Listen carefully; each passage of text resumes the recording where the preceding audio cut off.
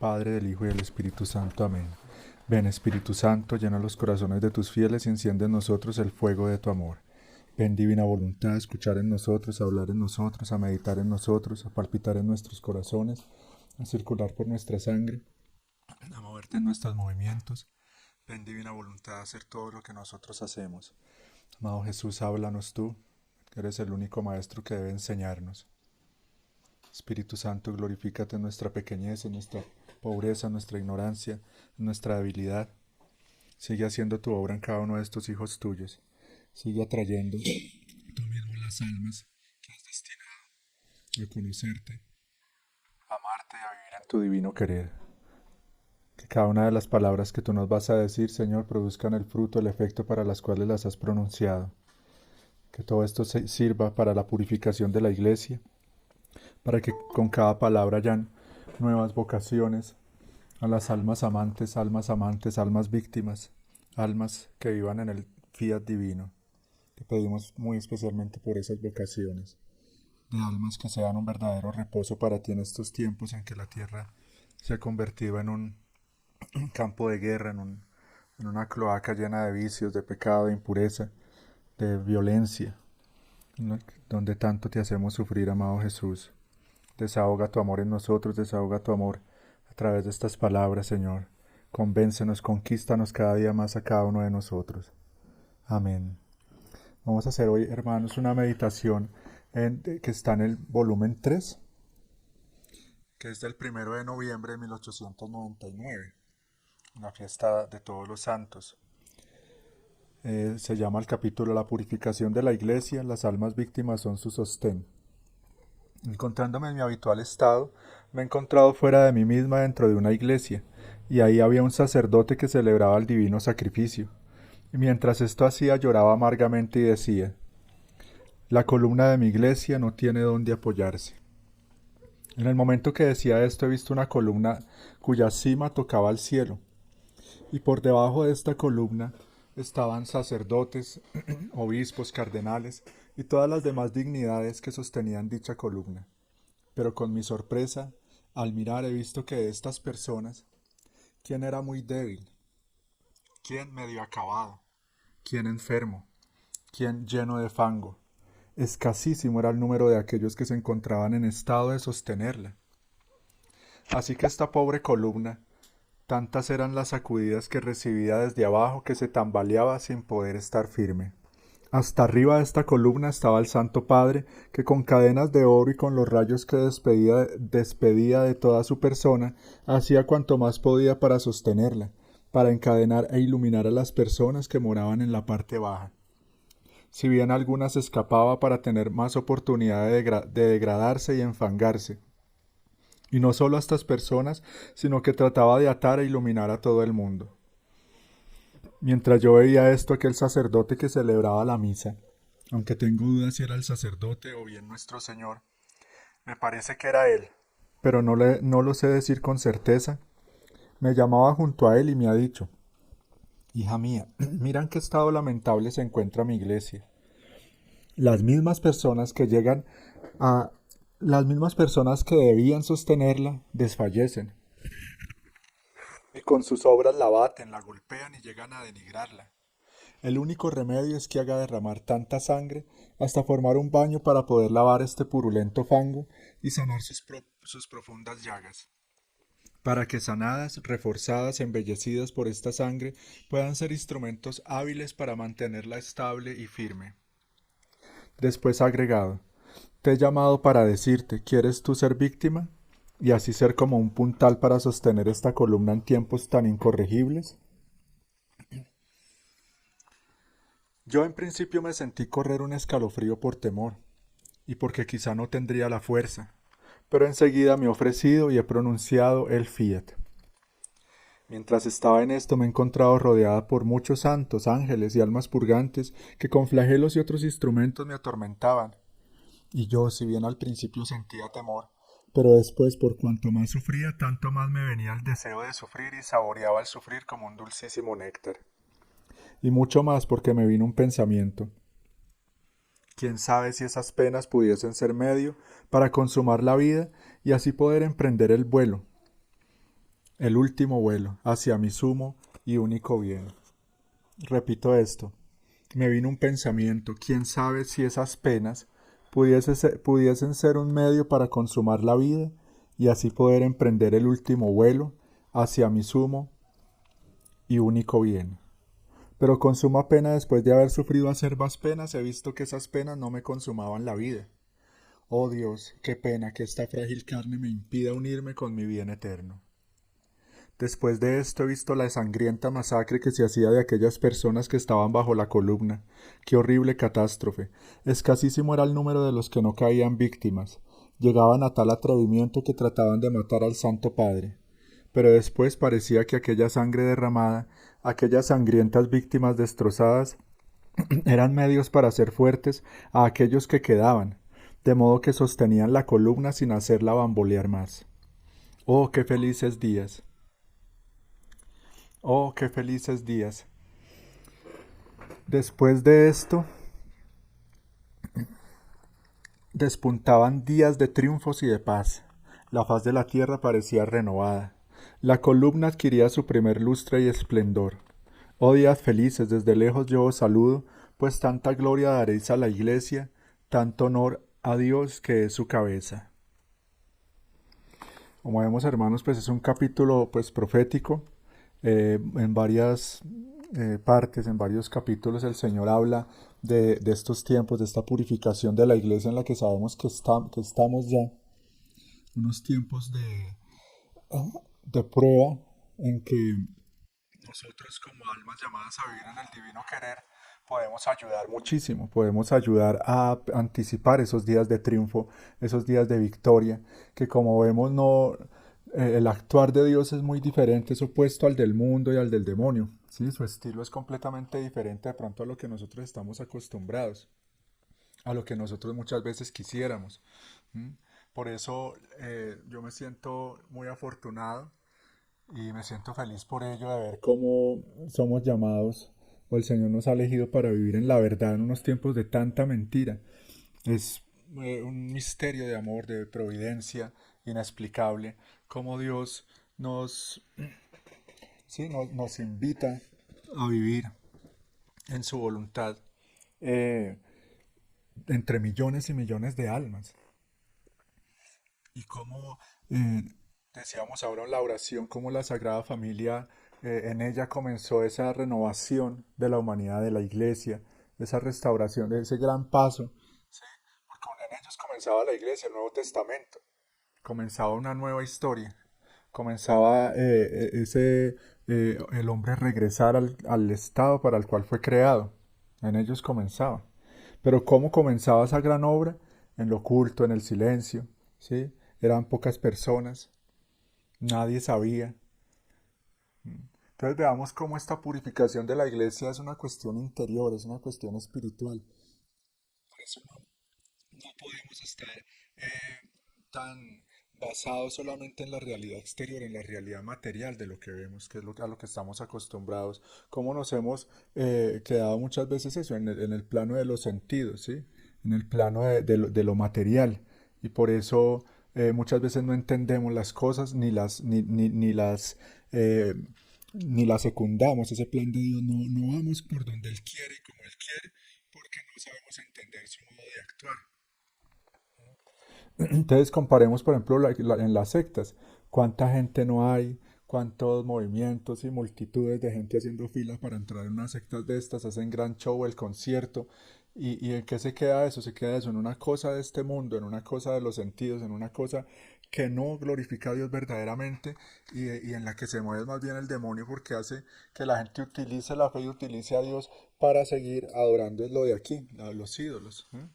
Para que siga envanecida, para que siga en la voluntad humana, para que siga pensando que el hombre fue creado para esto, para esta vida, ¿m?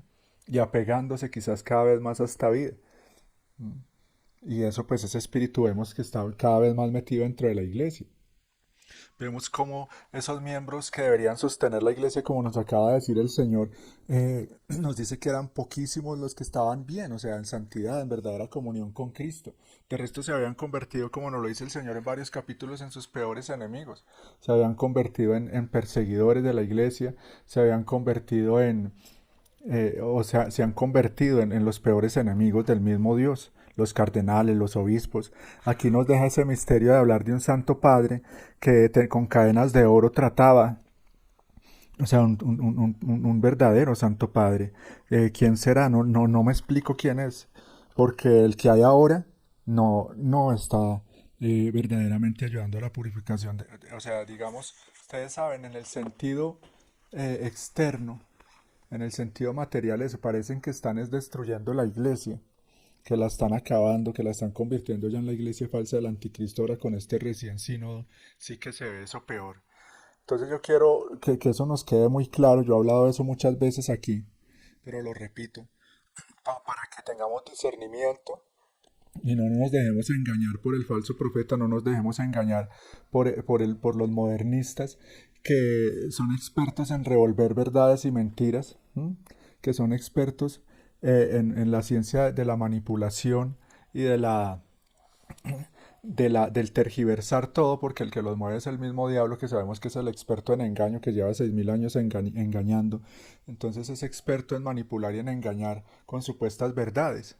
Entonces, si tú te pones a escuchar al Papa Francisco y no tienes formación y discernimiento, te va a engañar, porque él dice cosas muy bonitas, dice cosas que son verdades, pero siempre son verdades a medias. Y como ya lo he dicho, la verdad, la mentira más peligrosa es aquella que más se parece a la verdad. Y es lo que el demonio suele hacer todo el tiempo. Por eso imita lo de Dios, para que sus mentiras se parezcan a la verdad, para que su reino falso se parezca al reino de Dios, ¿sí? Para que el reino del anticristo casi pareciera que es el de Cristo. Y resulta que no, es todo lo contrario. Pero es una mentira que se disfraza de la verdad. Entonces, que lo que iba a decir es eso, para que tengamos discernimiento. Todo aquello que pare, o sea, que tenga como fin al hombre, es el espíritu del anticristo, es la mentira. Lo que tenga como fin a Dios, la gloria de Dios, a complacer a Dios, agradar a Dios, rendirle honor a Dios, eso es del Espíritu Santo, eso es la iglesia de Cristo. Por eso tienen la vista más allá, en la eternidad, en lo celestial, en lo divino. En esta nueva falsa iglesia no hay divinidad, todo es humanidad. ¿Mm? Entonces, por ejemplo, decía Bergoglio en este último discurso, finalizando el sínodo, citaba una poeta, una mística, habría que ver el contexto en que ella lo dice, ¿sí? Con cosas que son verdad, unas palabras muy hermosas, pero él las pone en un contexto ya diferente, ¿m? Porque él con estas palabras quiere decía algo así, no las tengo acá, pero decía como el sentido era pedir, era como una oración en que se le pedía a Dios que hiciera de nuestra vida no algo tedioso como el estar cumpliendo unas normas, sino un baile, una fiesta, una alegría. Que no hiciera de nuestra vida en esta tierra un estar como bajo el temor de ese Dios que juzga y que sí, como bajo la mirada de un juez, sino bajo la mirada de un amigo, y que todo eso es verdad y todo eso es muy bonito. Pero ¿eso a qué quiere decir? Sí, que haga de nuestra vida una fiesta y un encuentro continuo con el Dios amor, pero en su voluntad, no en la voluntad humana. Entonces lo que él quiere es eso, y lo que quieren los modernistas, ¿sí?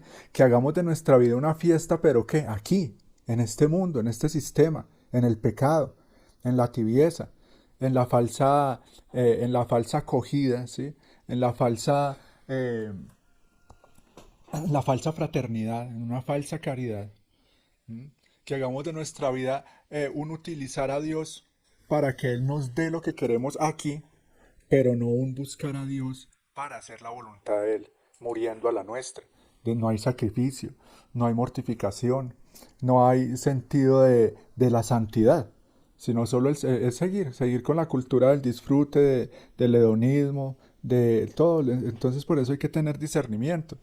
Porque esta nueva falsa iglesia, como vemos, lo que quiere es de manera también pedagógica, porque es que hay gente muy ingenua y dice, no, los modernistas y los que esperaban grandes cambios, no, no los van a tener todavía, aún, pero todo esto son pasos, y es que el demonio sabe cómo va metiendo las cosas, ¿sí? Va metiendo las cosas en la cultura, en ese subconsciente colectivo, Cómo va metiendo las cosas de una manera muy sutil, muy pedagógica. Él no tiene afán. Como decía el santo cura de Ars, él puede estar 3000 años detrás de un alma si pudiera y si fuera necesario, con tal de condenarla. ¿Sí? O sea, sí tiene afán en el sentido de que sabe que le queda muy poco tiempo. ¿Ah? Por eso los enemigos están moviendo muy rápido. Pero no tiene, digamos, no tiene ese afán mejor dicho, él podría estarse todo el tiempo ahí necesario y por eso vemos que este proceso de desacralización en la iglesia ya lleva siglos. No es una cuestión solo de los años 60 y acá como piensan muchos, sino que eso viene desde, o sea, siempre ha estado ahí, siempre ha estado ese espíritu del mal buscando tergiversar, por eso siempre han habido herejías, siempre han habido persecuciones a la iglesia, y así debe ser. Entonces miremos cómo la purificación de la iglesia, hermanos, comienza con un alma, como le está diciendo aquí a Luisa. Comienza con un alma, que puede ser tú, que puedo ser yo, ¿sí? Almas que se disponen a amar a Jesús, que están dispuestas a sufrir por Jesús, que están dispuestas a reparar por esos miembros infectados, casi muchos de ellos ya separados. ¿Qué pasa con un miembro que se separa del cuerpo? Pues se corrompe, se pudre inmediatamente. ¿Mm? Que pudiendo ser instrumentos del cuerpo místico de Cristo, se están convirtiendo en instrumentos del cuerpo místico del anticristo. Entonces veamos, hermanos, cómo nosotros tenemos es una misión grande, una misión muy importante, y como trato de que lo entendamos es interior, es oculta a los ojos del mundo, no es hacer aquí cosas grandes. Mire qué estaba haciendo Luisa, estar escuchando a Jesús en la soledad de su cuartico, sin que nadie viera, sin que nadie supiera. Ya después, más adelante, los confesores nada más sabían, o sea, los sacerdotes que la asistían a ella. Pero ahí se estaba fraguando nada más y nada menos, así como cuando Jesús se encarnó en la Virgen, vuelvo y repito, y toda esa vida oculta en Nazaret, ahí se estaba ejecutando ya la redención de la humanidad. Así aquí se estaba ejecutando la tercera intervención de Dios en la tierra. Y así en tu vida cotidiana, si tú eres un alma que está viviendo en la divina voluntad, tú estás empezando a vivir como si fueras cielo nuevo y tierra nueva. Estás empezando a vivir como un hombre nuevo, regenerado, restaurado en Dios, en el amor de Dios. ¿Mm? Y por eso no nos está quedando fácil, porque nosotros somos los que venimos así del destierro, de ese reino de la voluntad humana, de ese reino de las tinieblas, y estamos pasando a ese reino de la luz, a ese reino de la divina voluntad. Eso está sucediendo en nuestras almas. Yo no sé si tú lo sientes, si tú lo estás percibiendo, no sé si tú eres consciente de eso, pero está pasando, está pasando. Pero seguramente a nuestros hijos, a los hijos de nuestros hijos, y los que vienen después de la purificación y de estos derramamientos de sangre que vienen, tanto por guerras, catástrofes, como ya estamos viendo, pero también por la persecución final a la iglesia, ya a ellos ya les va a tocar, o sea, ya van a nacer en el reino de la divina voluntad. ¿Mm? Y nosotros por eso tenemos que creer, que actuar en fe, creer que detrás de nosotros está todo el ejército celestial, las almas del purgatorio detrás de cada uno de nosotros. El Señor se lo decía a Luisa. Por ejemplo, ya había capítulos en que el Señor le muestra cómo lo que sucedía en su alma y los actos que ella hacía, las penas que ella sufría, repercutían en todo el cielo y en toda la tierra, que los ángeles y los santos estaban pendientes y sabían lo que estaba sucediendo en su alma. En esa dimensión es que nosotros tenemos que empezar a vivir, hermano, en ese ambiente divino y sobrenatural. ¿Mm? Y tal vez el Señor, como yo lo he tratado de explicar varias veces, no es que nos está pidiendo ser almas víctimas para que quedemos postrados en una cama o empecemos a sufrir. Tal vez alguno se lo va a pedir como se lo pidió a un amigo mío que ya murió, porque él, eso se ofreció como víctima por la iglesia y fue un mártir de vida oculta y sus últimos años estuvo así postrado. ¿Mm? Pero con la mente y el alma completamente lúcido y hasta el final sirviéndole al Señor. Pero a lo que iba a decir es eso. Almas que vivan en el divino querer pueden darle aún más gloria a Dios y hacer aún más que el alma víctima digamos, del reino de la redención, un alma en el dolor, en el sufrimiento. Ahora nosotros podemos hacer más es con los actos divinos. En todo lo que hacemos estamos supliendo, estamos reparando, estamos ayudando a esa restauración de la iglesia. Entonces miren qué bonito, hermanos, esta misión a la que Dios nos llama. Mientras allá hay unos hijos de las tinieblas que tienen dinero, poder, o sea, es la iglesia en el mundo material, una iglesia que como los santos lo habían profetizado, se están quedando con los templos, con la estructura, con el nombre, con la fachada, pero sin fe, sin santidad, sin vida interior, ¿sí? Sin Dios. Se están quedando sin Dios por complacer al mundo, porque se han hecho amigos del mundo. Y Dios es justo, o sea, es como la vida que cada uno lleva, que cada uno va construyendo, la vida, las decisiones que cada uno va tomando. Entonces son personas eso, que seguro desde siempre fueron, es ese misterio, ¿no? De los hijos de las tinieblas y los hijos de la luz.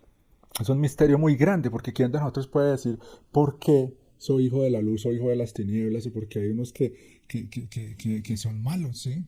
Que actúan mal y que le están sirviendo al demonio. ¿Por qué? Que recibieron gracias, recibieron llamados de Dios. Ujú. Entonces sí, son misterios de amor, misterios que comprenderemos en la eternidad. Pero ahora, mientras estamos acá, lo importante es eso, que nosotros seamos conscientes de que el Señor quiere contar con nosotros, pero para eso tenemos que disponernos, darle ese fiat, como nos lo decía aquí en este capítulo. ¿Mm? Yo en principio me sentí correr un escalofrío por temor y porque quizá no tendría la fuerza. Ella sentía ese temor no por lo que pudiera sufrir al ofrecerse como alma víctima, sino como por no estar a la altura de semejante responsabilidad espiritualmente hablando, como de llevar el peso de la iglesia, como lo han hecho siempre los santos. El Señor en otro capítulo habla de eso, que a lo largo de los siglos Él siempre ha tenido como sus apoyos en la tierra, almas, y son eso, una, dos. En algunas épocas habrá tenido, por ejemplo, en ese siglo de oro de España, habrá tenido unas tres, cuatro almas, unos cuatro santos que estaban vivos en el mismo momento. Pero siempre han sido así, que se podían contar con los dedos de la mano. Esas almas que el Señor tiene como apoyos para sus planes. Almas dóciles a la gracia, almas que le dan ese fiat. ¿Mm? Pero ahora nosotros, ya detrás de Luisa, vamos a otro nivel, al nivel del alma que vive en la divina voluntad, con la que el Señor puede contar de maneras que nosotros estamos hasta ahora viendo, como entreviendo, como comprendiendo. Y para eso es esta misión, para que cada uno de nosotros pueda poner toda su vida a la disposición en manos de Jesús, para que Él aproveche todo lo nuestro, todo lo tuyo, todo lo mío. O sea, todo lo que somos, lo que hacemos, lo que tenemos, lo que sufrimos, cada paso, cada respiro, cada latido, lo aproveche al máximo, que nos saque el jugo. Yo le pido eso al Señor, Señor, utilízame, aprovecha mi vida al máximo, como si me exprimiera Él para sus planes. Y ahí está el vivir enfermo, ¿no? Ahí está el conocer a Dios en confianza, en esa confianza de que a Él no se le escapa absolutamente nada que tú le ofrezcas. ¿Mm?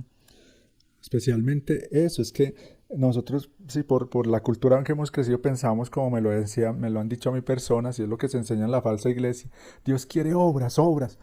¿Qué obras? Hagamos un ancianato. ¿Qué obras? Démosle de comer a los pobres, obras externas. No, Dios lo que sobre todo quiere es amor. Y lo que hemos repetido mil veces, esa frase de Jesús, para mí vale más una obra oculta que mil obras externas. Actos ocultos, actos de amor en los que, claro, tú adentro no estás buscando nada de vanagloria, nada de reconocimientos humanos.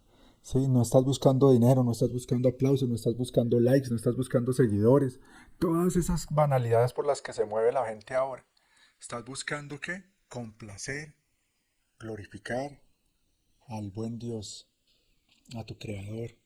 Estás buscando arrancarle una sonrisa a ese Jesús que sigue recibiendo amarguras, que sigue recibiendo espinas, que sigue recibiendo flagelos, que sigue recibiendo escupitajos. Y resulta que entre toda esa masa de enemigos y toda esa turba de gente ignorante y ciega, como en el Calvario, de toda esa gente que solo se mueve por el estómago y por el sexo y por los intereses de tierra, resulta que encuentra un alma que sí tiene rectitud de intención, que sí lo conoce, que sí le corresponde y que él tiene la mirada más arriba y que le dice: Jesús, te amo. Jesús, como si le dijera: aquí estoy contigo. ¿Mm? Jesús, cuenta conmigo. Jesús, te reparo por eso. O sea, qué hermoso cuando yo me fundo en Jesús y empiezo a sufrir por lo que Él sufre. Lo dice Luisa en las horas de la pasión. Es, no hay alegría más grande, profunda para el alma. No hay gozo mayor, lo que yo decía en un momento, o sea, Jesús es tan dulce que las amarguras de Él resultan siendo más dulces y más placenteras que todas las cosas del mundo. He podido comprobar que el gozo más grande es probar al menos una gota de tu cáliz de amargura, algo así le dice Luisa en las horas de la pasión. Y eso es la verdad, yo lo he comprobado. Entonces, por ejemplo, cuando tú te fundes y empiezas a meditar en la divina voluntad, resulta que, por ejemplo, yo estos días que estaba aquí en la capital, que vi uno turbas de gente, Dios, o sea, se da uno cuenta por el exterior, por las miradas, el grado, o sea, el estado de mal que están las almas o que estamos. Mal, o sea, las almas estamos muy mal en estos tiempos. La juventud se ven almas sin Dios, o sea, como sin esperanza, unos llenos de tatuajes hasta en la cara, eh, la droga, consumiendo muchas personas, todo el mundo como hormiguitas esclavos del dinero, todos ahí con el celular a toda hora, en que ya se les ha robado un estar en un bosque en silencio con Dios, se les ha robado un estar en el Santísimo porque ni saben quién es el que está ahí, ya son generaciones que han crecido lejos de la verdadera fe, ¿sí? Con papás paganos, gente que uno la ve y dice, oye, ¿dónde están los papás de estas personas? ¿Esos papás dónde estuvieron? ¿Qué se hicieron? No existieron, ¿dónde están? Sí, una cosa impresionante. Entonces, si las almas estamos mal, entonces cuando yo me fundo en Jesús, oiga, si Él sufre, sabía que cada una de estas almas podría ser un alma divina, una vida divina, que lo conoció desde que era un bebecito y lo ve ahora así, ¿sí? Ve ahora esta mujer así tan degradada, este joven tan degradado, ¿sí? Ya gente de edad, por ejemplo, veía yo a esos señores que se ve que están hundidos en el alcohol. ¿Mm? No, y empiezo yo a sufrir por lo que Jesús sufre. Entonces mi cruz se hace liviana, se hace ligera. Ya me olvido de ella prácticamente porque ¿qué son mis penas, mis pequeños problemas en comparación a los de Dios? Y ahí yo estoy comparando, yo estoy ayudando a la restauración de la iglesia. Y no nos alcanzamos a imaginar, hermanitos, qué hace Dios con mis actos ocultos, con esos actos en el divino querer, con esas meditaciones cuando yo al pensar en eso siento un poquitico de ese dolor de Jesús, eso se convierte para Él en un sorbo de dulzura, en un descanso, en un bálsamo, en un... Ay, como que... Porque Él eso llegaba donde Luisa, al alma de Luisa, incluso a momentos buscando refugio para enseñarnos a nosotros que yo puedo ser eso para Él, un refugio, un remanente, un oasis, ¿sí? De reposo. Porque ¿qué es que Él está encontrando en las almas? Eso, ruido, turbulencia, toda hora. Por eso Él nos habla tanto de la importancia de la paz, de que tratemos de estar en paz, ¿sí? Porque Él encuentra todo eso en las almas, esa agitación, ruidos, todo el tiempo balbuceos del mundo, eh, balbuceos del demonio. O sea, todo el tiempo es eso, un caos en las almas. Entonces, ¿qué pasa si él encuentra un alma que está quietada, que está confiada, que está abandonada, que está amándolo, ¿sí? Que está serena, ¿sí? Que espera en él, que confía en él? Acuérdense lo que yo les decía un día, tenemos que aprender a ser ovejas, porque a veces queremos ser como lobos. ¿Mm? El que es oveja es porque sabe que tiene un pastor, el que es oveja es porque conoce ese pastor. El que es oveja se deja ayudar, se deja guiar, se deja llevar por el pastor, se deja alimentar por el pastor. El que es lobo está solo. El que es lobo y zorro, porque no son solo lobos y zorros, como Jesús le dice a Herodes, díganle a ese zorro, ¿quiénes son los zorros?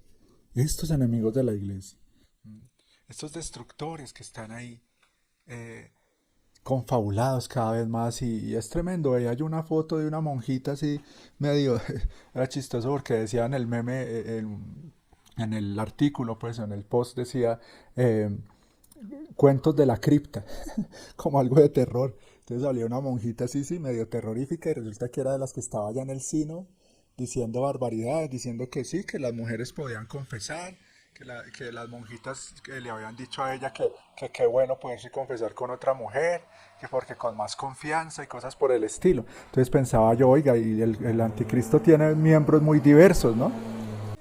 Bueno, y continuando con este tema de la purificación de la iglesia en el capítulo de octubre 30 de 1899, es el capítulo anterior, dice advertencias de castigos.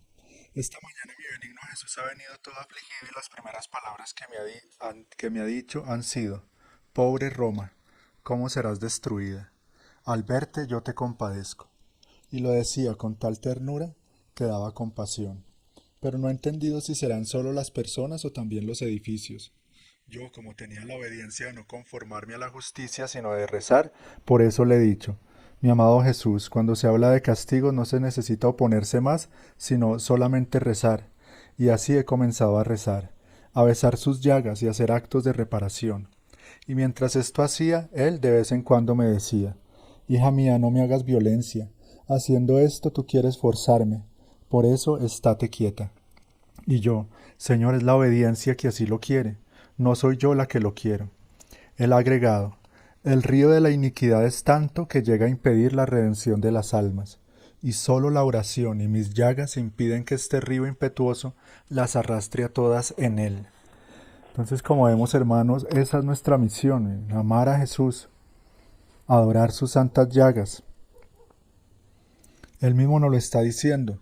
Solo esa oración en la divina voluntad, la oración y mis llagas, su sangre preciosa, pueden impedir que tanto mal arrastre a todas las almas. Entonces son cosas prácticas que tenemos al alcance de la mano, que es cuestión de querer y de conformarnos con su voluntad. Como Luisa dice aquí, ella quería siempre que el Señor no castigara. Y el mismo sacerdote le mandaba a ella eso, que hiciera cuantos actos pudiera para impedir los castigos. Pero Jesús, como siempre, como lo dice en muchos capítulos, se veía obligado a castigar por los mismos pecados de la humanidad, porque como lo explica varias veces, Dios tiene que ser justo. Esa lucha entre la justicia y la misericordia lo pone a él, sí, como se dice, entre la espada y la pared.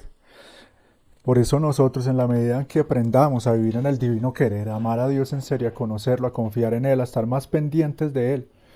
Por eso démonos cuenta, hermanos, cómo nuestra lucha es esa, cómo el demonio, el mundo y la carne, los enemigos del alma, están todo el tiempo confabulando para que nosotros no nos concentremos en lo que debe ser, que es en Dios.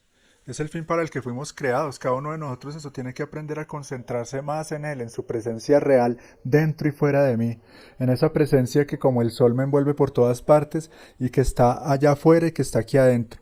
Que está en las almas, que está en la iglesia, que está sufriendo, que es el amor. Un Dios que es el amor. Ese amor que sigue siendo pisoteado, abortado, despreciado, arrinconado, olvidado, hecho a un lado. Que sigue siendo martirizado en las hostias consagradas, que sigue siendo martirizado en su cuerpo místico. ¿Y qué estoy haciendo yo por él? ¿Sigo viviendo esa en función de mi yo, de mis pequeños intereses, de mis pequeñas necesidades? Eso es la voluntad humana. Entonces sé que esta misión por eso es para pocas personas, porque son pocas, como el mismo Señor siempre lo ha dicho, son pocos los que se disponen verdaderamente a su voluntad. Entonces nosotros estemos conformes con lo que Él quiere, cada vez, o sea, buscar eso, buscar esa armonía de mis intenciones con las de Jesús y estar conforme con lo que Él disponga. Pero en la medida en que yo esté concentrado en Él, en amarlo, en consolarlo, puedo ayudar a que ese río de iniquidad, que como vemos, tanto mal, tanta mentira, ahora esta apostasía dentro de la misma iglesia, se lleve a tantas almas, puede estar ayudando a eso, a que muchas almas vean la luz, a que Jesús se abra camino en las conciencias, en los corazones, en las voluntades, a que el Señor pueda disponernos para esa lluvia de prodigios, de misericordia que se acerca, de Espíritu Santo, pero como nos lo acaba de decir, también lluvia de sangre. Una sangrienta masacre, donde nos dice que eran pocos los que quedaban. Y que esos que quedaban, que seguramente serán esas zonas donde hay fe, donde hay oración, donde hay almas que hagan las horas de la pasión. Entonces mira, no solo podemos ayudar por el lado de consolar a Jesús para que no castigue y mande los flagelos que merece la humanidad en estos tiempos, sino que podemos ayudar a que en medio de esos flagelos se cumplan sus propósitos, es decir, produzcan los frutos, los efectos que Él quiere. Es que Él no lo ha dicho muy claro. Dice, en la medida en que haya almas que comprendan estas verdades y que las vivan, los acontecimientos que tengo previstos producirán sus efectos. O sea que en gran parte depende de nosotros, de nuestra respuesta, que los acontecimientos que Dios tiene previstos para la humanidad cumplan su propósito. ¿Sí? Imagínense eso tan importante. O sea que si nosotros, yo mismo, cada uno de nosotros no corresponde, no obedece lo que Él quiere, no está involucrado en este plan, en esta misión, podemos hacer que como que se trunquen esos caminos de gracia. En vez de abrir caminos, podemos estarlos cerrando. En lugar de estar abriendo surcos para que ese río de la gracia fluya y ese torrente llegue digamos, a irrigar esos terrenos secos de tantas almas que están alejadas de Dios, podemos estar exponiendo piedras ahí para que ese río de gracia no fluya. Depende de cada uno de nosotros. Hay cosas que solo Dios puede hacer, que solo dependen de Él, pero hay otras que sí dependen de la respuesta de cada uno.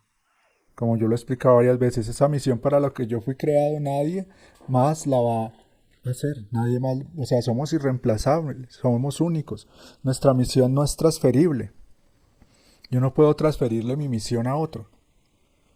Y más esta misión. O sea, tú eres tú y los actos divinos a los que tú fuiste creado, solo tú los puedes hacer.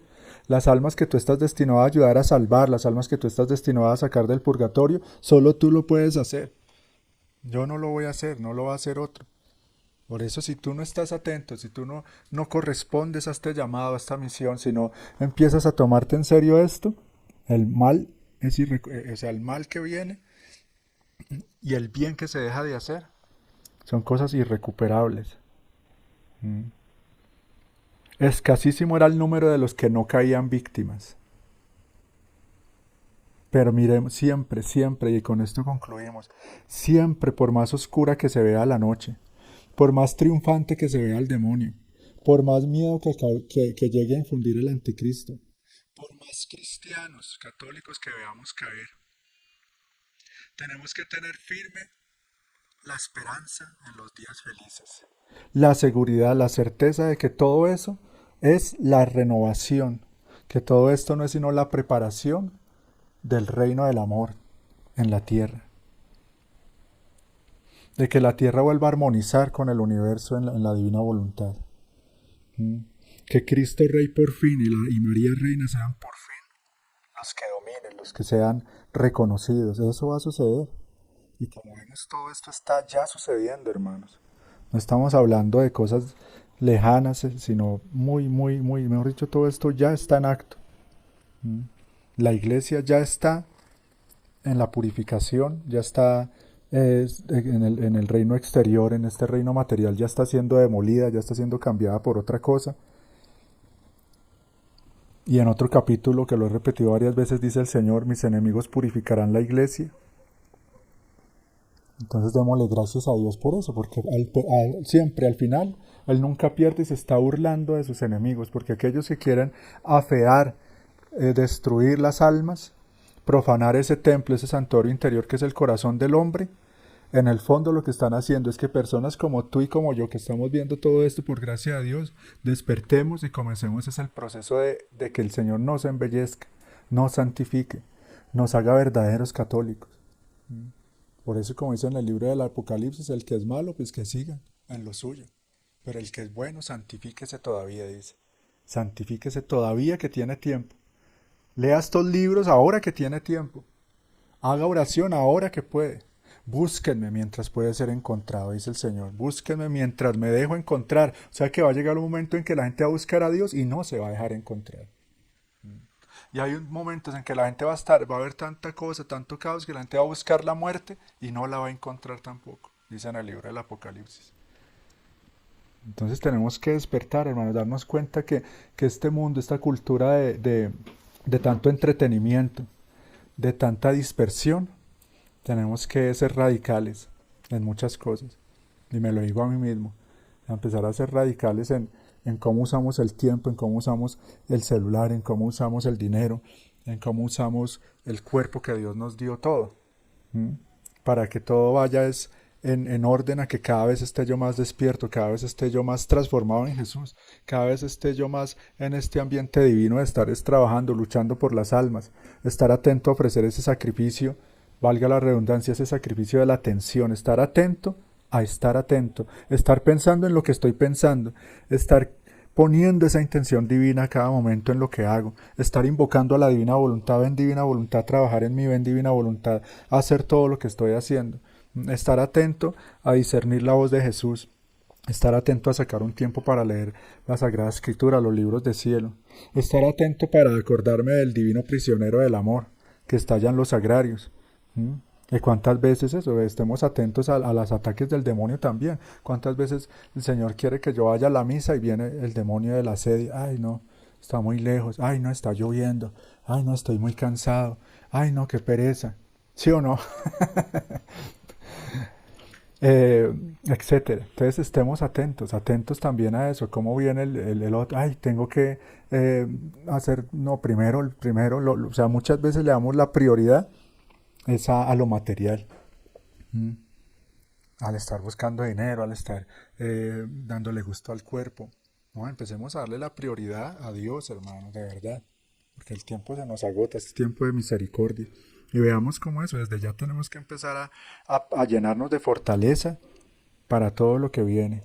Y pedirle al Señor, a la Santísima Virgen, que en su bondad, en su misericordia nos conduzca, nos vaya dirigiendo también acá en el mundo material, nos vaya dirigiendo hacia esos refugios, hacia esos sitios seguros, hacia esos sitios de paz donde podamos estar adorando, glorificando, consolando, reparando a Jesús.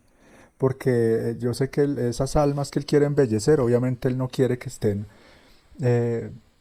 como les dijera, como yo he pensado en eso.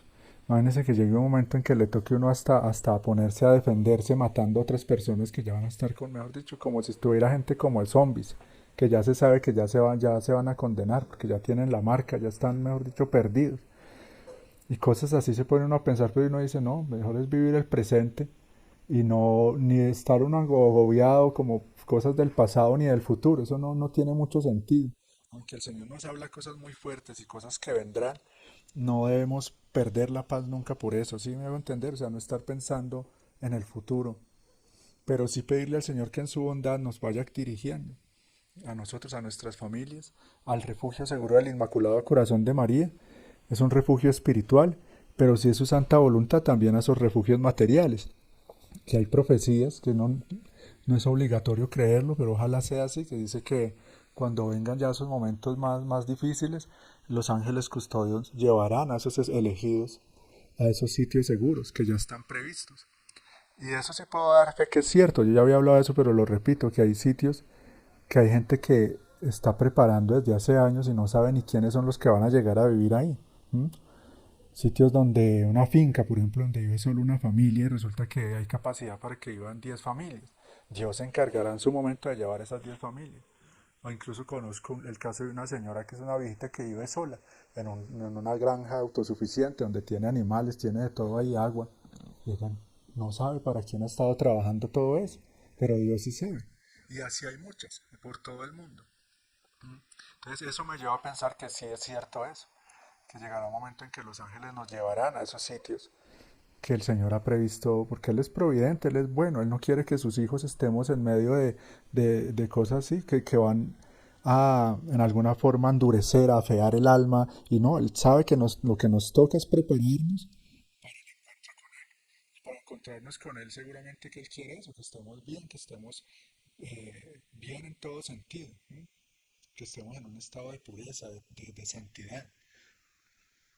Entonces, bueno, confiemos en el Señor, démosle gracias por llamarnos a ser amigos, a ser íntimos, a ser apoyos para Él, a ser apóstoles, a ser almas que iban en su divina voluntad, que es la vocación más grande y más sublime que le puede dar a un ser humano en toda la historia de la humanidad. Démosle gracias y digámosle, Señor, ayúdame a escucharte, a obedecerte, a creerte, a confiar en ti. Dame la gracia de conocerte cada día más. Dame la gracia, Señor, de darte un verdadero sí. Haz tu obra en mí, Señor, a pesar de mis miserias, de mi frialdad, de mi distracción, a pesar de mi propia voluntad humana que tantas veces utilizo mal. Haz tu obra en mí, Señor, conquístame, vénceme con tu poder, con tu palabra, con tu ternura. A pesar de mis distracciones, de mis problemas, de mis agobios, todas estas miserias, tentaciones, debilidades te las ofrezco, como Luisa nos enseña en esa oración. Miran estas penas que estas miserias me causan, el aporte que yo puedo darte.